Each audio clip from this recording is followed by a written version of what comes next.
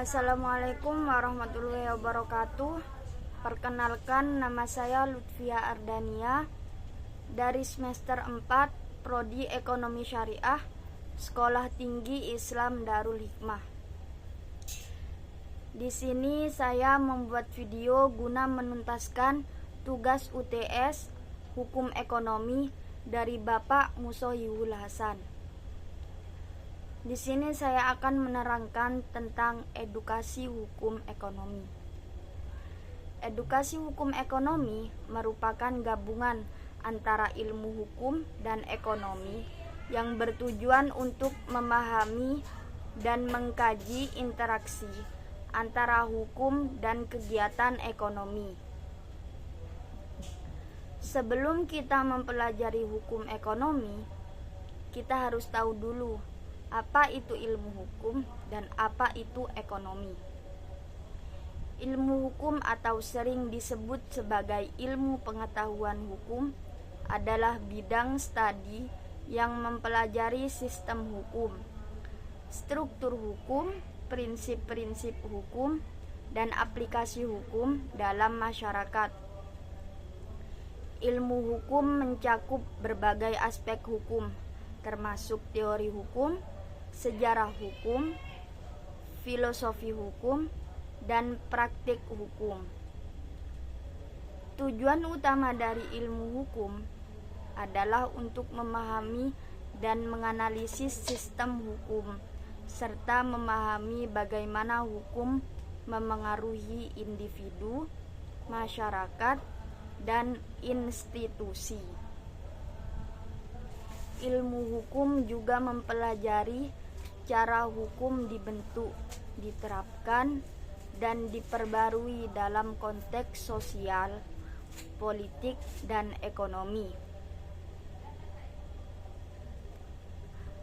Para mahasiswa ilmu hukum mempelajari berbagai topik, termasuk teori hukum, sistem hukum, proses hukum, penegakan hukum, dan peran hukum dalam menyelesaikan konflik dan memelihara ketertiban sosial. Ilmu hukum juga melibatkan analisis kasus hukum, penelitian hukum, dan pemahaman terhadap prinsip-prinsip keadilan dan kepastian hukum. Dengan pemahaman yang mendalam tentang hukum, ilmu hukum membantu individu untuk memahami hak dan kewajiban mereka dalam masyarakat, serta memberikan landasan bagi penegakan hukum yang adil dan efektif. Sedangkan ekonomi adalah ilmu sosial yang mempelajari bagaimana masyarakat mengalokasikan sumber daya yang terbatas untuk memenuhi kebutuhan dan keinginan mereka. Disiplin ekonomi mempelajari perilaku individu, perusahaan, dan pemerintah dalam pengambilan keputusan ekonomi terkait produksi, distribusi, dan konsumsi barang dan jasa. Ada dua cabang utama dalam ilmu ekonomi. Yang pertama ekonomi mikro dan yang kedua ekonomi makro.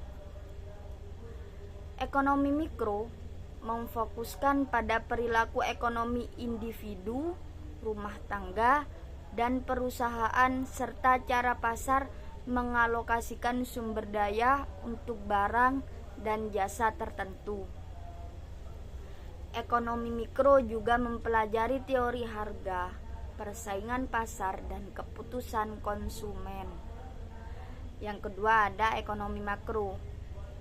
Ekonomi makro ini mengkaji ekonomi sebagai suatu keseluruhan dan mempelajari fenomena ekonomi yang berskala lebih luas daripada ekonomi mikro, seperti pertumbuhan ekonomi, inflasi, pengangguran, dan kebijakan moneter dan fiskal. Ekonomi makro berfokus pada faktor-faktor yang memengaruhi perekonomian suatu negara atau wilayah.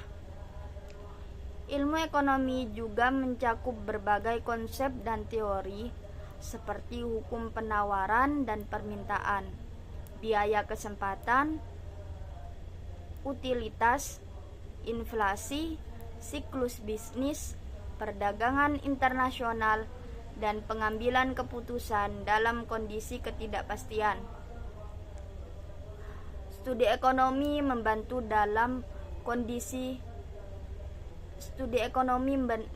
dalam memahami bagaimana keputusan ekonomi diambil, bagaimana sumber daya dialokasikan, dan bagaimana kebijakan ekonomi dapat memengaruhi kesejahteraan masyarakat secara keseluruhan. Di sini saya akan menerangkan tentang hukum ekonomi syariah terlebih dahulu. Hukum ekonomi syariah adalah disiplin ilmu yang difokuskan pada muamalah, yaitu studi perilaku manusia dalam konteks produksi, distribusi, dan konsumsi yang sepenuhnya didasarkan pada ajaran Islam. Dasar hukumnya bersumber dari Al-Quran, As-Sunnah, ijma' para ulama, dan juga mencakup landasan konstitusi nasional seperti Undang-Undang Perbankan Syariah. Muamalah merupakan salah satu ranah studi fikih yang menangani interaksi antara individu maupun kelompok, melibatkan aspek-aspek seperti harta, barang, dan peraturan-peraturan yang terkait.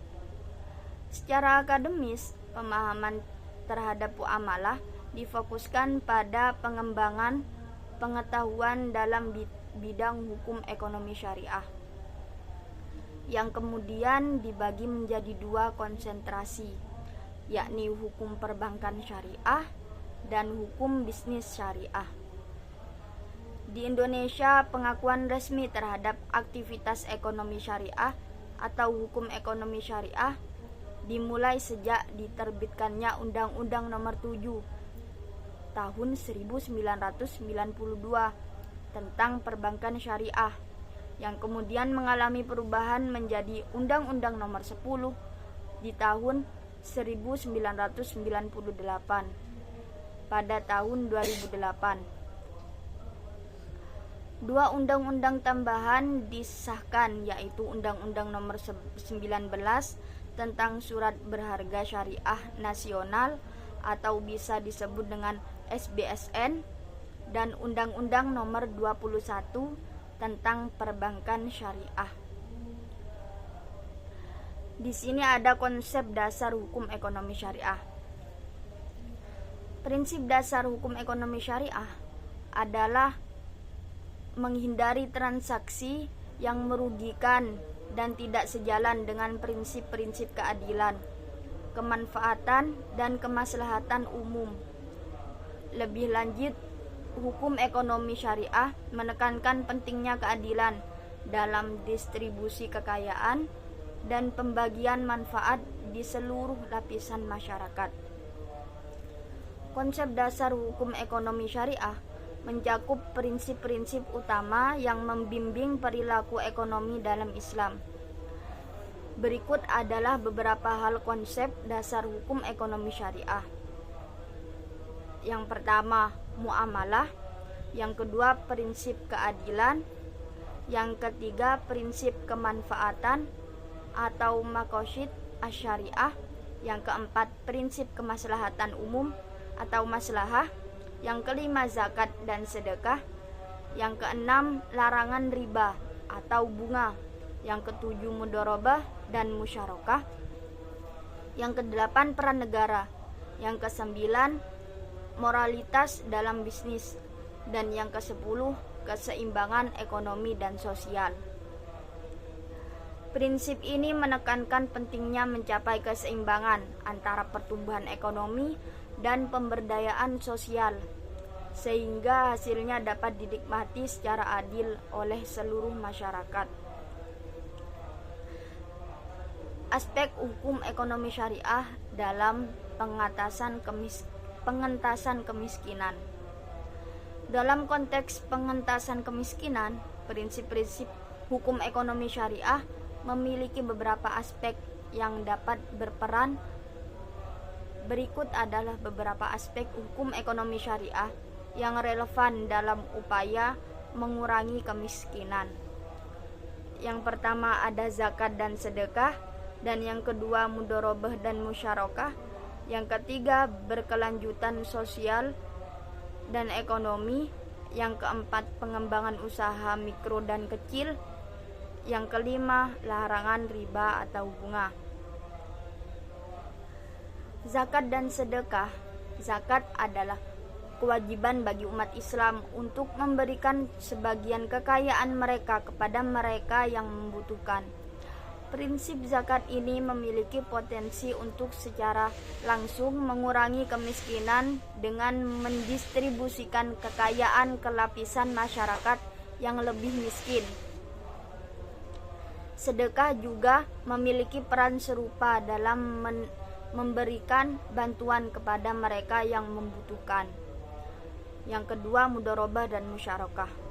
Prinsip-prinsip ekonomi syariah seperti mudharabah atau kerjasama investasi dan musyarakah atau kerjasama kepemilikan dapat digunakan untuk memberikan modal kepada kelompok atau individu yang kurang mampu secara ekonomi.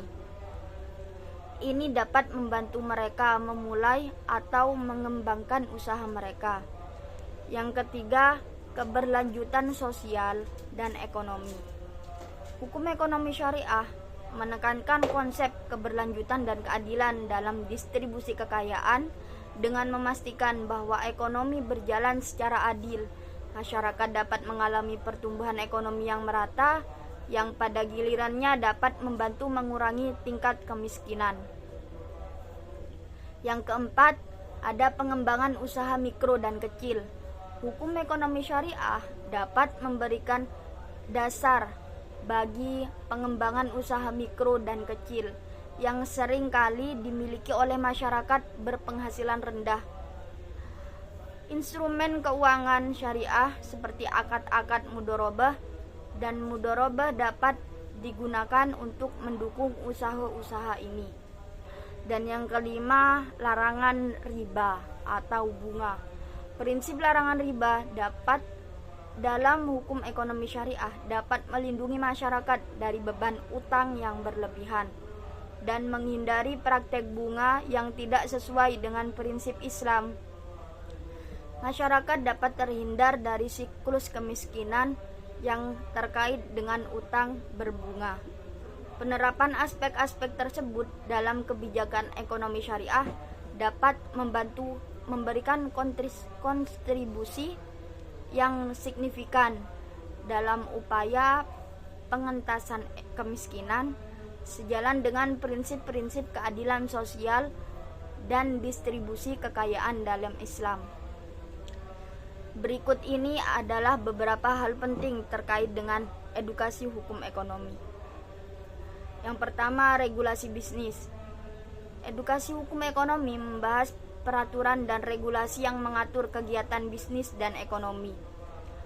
Ini termasuk hukum perusahaan, hukum persaingan usaha, hukum kontrak, hukum pajak, dan aspek hukum lainnya yang berpengaruh pada aktivitas ekonomi. Yang kedua, perlindungan konsumen. Pendidikan hukum ekonomi juga mencakup pemahaman tentang perlindungan konsumen dan hak-hak konsumen dalam transaksi bisnis. Ini termasuk yang benar, praktek bisnis yang adil, dan tanggung jawab produsen terhadap produk yang dihasilkan. Yang ketiga, kepatuhan hukum. Dalam konteks bisnis, edukasi hukum ekonomi penting untuk memastikan bahwa perusahaan dan individu mematuhi semua regulasi hukum yang berlaku. Ini termasuk pemahaman tentang etika bisnis, kepatuhan terhadap hukum pajak, dan tindakan yang sah dalam lingkungan bisnis. Yang keempat, penyelesaian sengketa. Pendidikan hukum ekonomi juga membahas cara penyelesaian sengketa dalam konteks ekonomi. Ini melibatkan pemahaman tentang proses hukum, mediasi, arbitrase, dan cara penyelesaian konflik bisnis secara efektif. Dan yang terakhir, ada pengaturan pasar. Edukasi hukum ekonomi juga melibatkan pemahaman tentang pengaturan pasar dan peran pemerintah dalam mengawasi kegiatan ekonomi. Ini termasuk kebijakan antitrust, regulasi sektor keuangan, dan peran lembaga pengawas ekonomi. Dengan demikian, edukasi hukum ekonomi penting dalam membantu individu memahami hubungan yang kompleks antara hukum dan ekonomi, serta mempersiapkan mereka untuk menghadapi tantangan hukum yang muncul dalam konteks bisnis dan ekonomi. Sekian presentasi dari edukasi hukum ekonomi, kurang lebihnya saya mohon maaf. Wassalamualaikum warahmatullahi wabarakatuh.